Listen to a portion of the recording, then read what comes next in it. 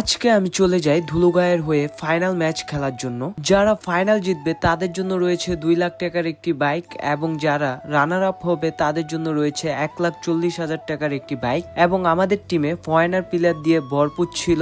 খেলার শুরুতে একটি গোল আমাদের হজম করতে হয়েছে, তারপরে কি হয় সবকিছু দেখতে পারবেন এই ভিডিওর মাধ্যমে। কথা না বাড়িয়ে চলেন ভিডিওটি শুরু করা যাক। আসসালামু আলাইকুম everyone, welcome to my another new video. আজকে আমি শুরু করতেছি পরম করুণাময় মহান আল্লাহ তাআলার নামে। আমি আমার ফ্রেন্ড চলে গেলাম ফাইনাল ম্যাচের প্রস্তুতি নিয়ে ফাইনাল ম্যাচ খেলার জন্য বিক্রমপুর লোজং থানা খিদিরপাড়া হাই স্কুল মাঠে। আজকে মূলত আমরা খেলবো লিওন স্পোর্টিং ক্লাব ধুলুগাঁয়ের হয়ে, এবং আমাদের বিপক্ষ টিম নপাড়া একাদশ।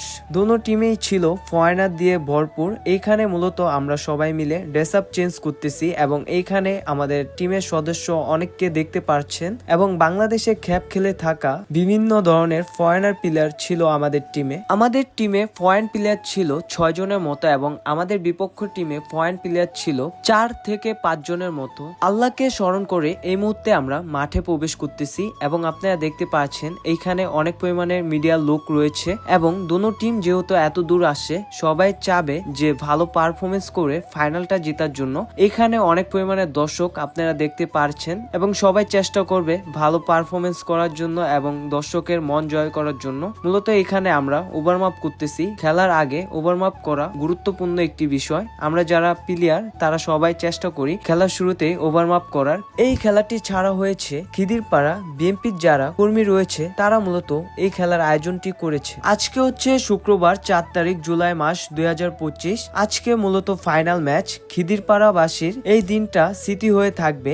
এবং আমরা যে টিমে খেলতেছি এটা হচ্ছে খিদিরপাড়ার পাশের গ্রাম ধুলুগাঁও। এইখানে উপস্থিত রয়েছেন প্রধান অতিথি এবং আরো অনেকে উপস্থিত রয়েছেন। যেহেতু এটা ফাইনাল ম্যাচ, তারা গুরুত্বপূর্ণ কিছু কথা বলতেছে। তার কিছুক্ষণ পরে মূলত আমাদের খেলাটি শুরু হয়ে যাবে। এইখানে খেলা শুরু হওয়ার আগে আমি আমাদের প্লেয়ারদের সাথে একটু পাস দেওয়া নেওয়া করতেছি, এবং তাদের পায়ের স্কেল গুলা আমি একটু দেখতেছি, তাদের কাছ থেকে কিছু শেখা যায় কিনা এজন্য দেখা। খেলা শুরু হওয়ার আগে খেলার যে দোয়াটি রয়েছে এটা একটি গুরুত্বপূর্ণ বিষয়, যার কারণে আমরা সবাই মিলে দোয়াটি পড়ে নিলাম। তারপরেই আমাদের খেলাটি শুরু হয়ে যাবে। আল্লাহ তাআলা আমাদের জন্য অবশ্যই ভালো কিছু রাখছে।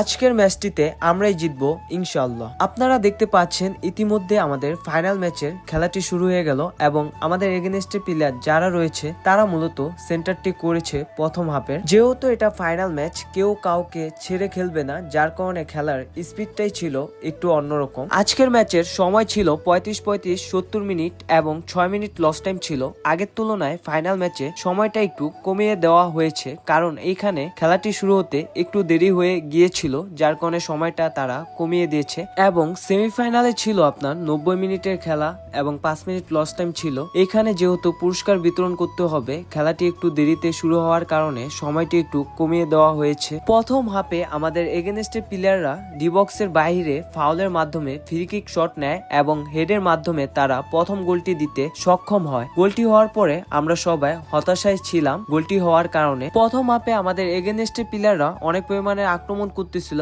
এবং তারা প্রথম গোলটি দিতে সক্ষম হয়। আমাদের ফরেনার প্লেয়াররাও অনেকগুলা সুযোগ পেয়েছিল, কিন্তু তারা কাজে লাগাতে পারেনি প্রথম হাফে, এবং আমাদের গোলকিপারের উপরে অনেক পরিমাণে প্রেসার পড়তেছিল। তারই মধ্যে আমাদের প্রথম হাফের খেলাটি শেষ হয়ে গেল, এবং আমাদের এগেনস্টের প্লেয়াররা 1 গোল লিডে, এবং আমাদের স্কোর 0, যার কারণে আমাদের প্লেয়ার এবং আমাদের দর্শক যারা রয়েছে তারা সবাই হতাশায় ছিল। তারা মূলত পরামর্শ করতেছে কিভাবে গোল করা যায় দ্বিতীয় হাফে। এখন আমাদের দ্বিতীয় হাফের খেলাটি শুরু হয়ে গেল, এবং মাঝমাঠ থেকে অসাধারণ একটি বল পেয়েছিল ডুডু, কিন্তু সে গোলটি করতে সক্ষম হয়নি। অসাধারণ একটি সুযোগ সে মিস করে ফেলে। তার কিছুক্ষণ পরে আমাদের প্লেয়াররা 1 গোলের মাধ্যমে ম্যাচটি সমতায় আনতে সক্ষম হয়েছে, যার কারণে আমাদের টিমের প্লেয়ার এবং টিম মেম্বার যারা ছিল সবাই অনেক খুশি। খেলা শেষ হওয়ার আর মাত্র 5 মিনিট বাকি ছিল, তারই মধ্যে কামব্যাক করতে পেরে আমরা সবাই অনেক খুশি ছিলাম। গোল করার কিছুক্ষণ পরেই আমাদের বিপক্ষ টিমের সদস্যর সাথে এবং আমাদের একটি ছোটখাটো বিষয় নিয়ে ঝামেলা সৃষ্টি হয়ে যায়, যার কারণে মাঠে সবাই নেমে পড়ে। তার কিছুক্ষণ পরেই আবার খেলাটি রানিং শুরু হয়ে যায়। তারপরে আমরা অনেকগুলো সুযোগ পেয়েছিলাম, কিন্তু কাজে লাগাতে পারিনি। আমাদের ফরেন প্লেয়ারদের থেকে লোকাল প্লেয়ার যারা ছিল তারা অনেক ভালো খেলেছে, এবং আমাদের ফরেনার প্লেয়ারদের মধ্যে যে আর কি মূলত ডিফেন্স খেলেছিল সে অসাধারণ খেলা দেখিয়েছে। তার খেলা দেখে আমার অনেক পরিমাণে ভালো লেগেছে, এবং আমাদের টিমের যারা ছিল তাদের সবারই ভালো লেগেছে। এইখানে একটি অসাধারণ একটি সুযোগ পেয়েছিল ছিল আমাদের প্লেয়াররা অফসাইডের কারণে সুযোগটি আর কাজে লাগাতে পারেনি আমাদের প্লেয়াররা। এক এক গোল হওয়ার কারণে আমাদের খেলাটি চলে যায় পেনাল্টিতে। আমাদের গোলকিপার তামিম, যার কারণে এত দূর আমাদের আসা। আমাদের দ্বিতীয় রাউন্ডের ম্যাচটি টাইপিকারে গিয়েছিল। সে মূলত 3টা অসাধারণ সেভ দিয়েছে, ওইখান থেকে আমাদের এত দূর আসা এবং তার প্রতি আমাদের টিমের সবার বিশ্বাস ছিল তার কাছ থেকে 2-3টা সেভ আমরা আশা করতে পারি ফাইনাল ম্যাচে। প্রথম পেনাল্টি শটটি নেওয়ার জন্য বিপক্ষ টিমের ফয়না প্লেয়ার যায় এবং সে অসাধারণ একটি গোল করে এবং সেলিব্রেশনটা তার অসাধারণ ছিল। আমাদের গোলকিপার বলে কিছুটা কাছাকাছি ছিল, সে আসলে সেভ করতে পারেনি বলটা এবং যে রাইসম্যান ছিল তাকে বলা হয়েছিল ক্যামেরার সামনে থেকে অনেকবার চাপার জন্য। সে মূলত বারবার ক্যামেরার সামনে চলে আসতেছিল, যার কারণে ভিডিওটা আমি ভালোভাবে নিতে পারিনি। ওনার কারণে খেলাটি যখন টাইব্রেকারে যায় তখন অনেক পরিমাণে বৃষ্টি হইতেছিল এবং অনেক পরিমাণে দর্শক ছিল। আমাদের প্রথম পেনাল্টি শটটি নেওয়ার জন্য ফয়নার প্লেয়ার 20 নাম্বার জার্সি পরিহিত সে যায়। সে মূলত বরাবরই মারার কারণে গোলটি মিস হয়ে যায়। আমাদের টিমে যারা ছিল সবার মন খারাপ হয়ে যায় প্রথম গোলটি মিস হওয়ার কারণে। পরের শটটি নেওয়ার জন্য বিপক্ষ টিমের 20 নাম্বার জার্সি পরিহিত ফয়নার প্লেয়ার আসে। সে মূলত অসাধারণ একটি গোল করেছে। আমাদের গোলকিপার কিছুটা কাছাকাছি ছিল বলের। তার পরের শটটি নেওয়ার জন্য আমাদের টিমের ফয়নার প্লেয়ার 55 নাম্বার জার্সি পরিহিত সে আসে। তার সেলিব্রেশনটা অসাধারণ ছিল এবং তার গোলটাও ছিল অসাধারণ। তার পরের শটটি নেওয়ার জন্য বিপক্ষ টিমের লোকাল প্লেয়ার আসে। সে মূলত অসাধারণ একটি গোল করে।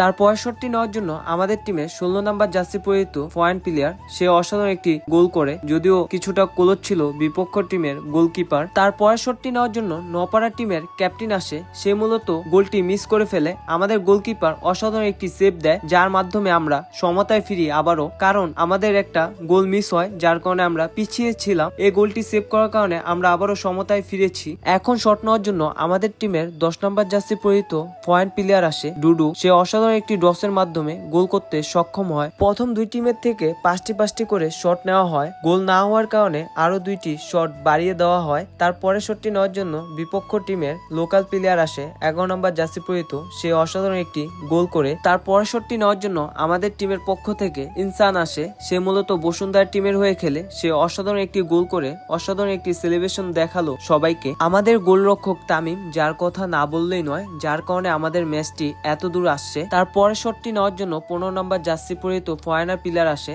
অসাধারণ একটি সেভ দেয় তামিম, আমাদের গোলরক্ষক। সে আসলে দুর্দান্ত সেভ করে থাকে, আমরা সবাই জানি যারা তামিমকে আমরা চিনি। পরের শটটি নেওয়ার জন্য আমাদের টিমের পক্ষ থেকে আলামিন আসে। আলামিন মূলত স্টেকে খেলে থাকে এবং সে দুর্দান্ত খেলে থাকে। সে যদি গোল করতে পারে তাহলে আজকের মতো ম্যাচটি আমরা উইন হয়ে যাব। দেখা যাক সে কি করে, গোল করতে পারে কিনা।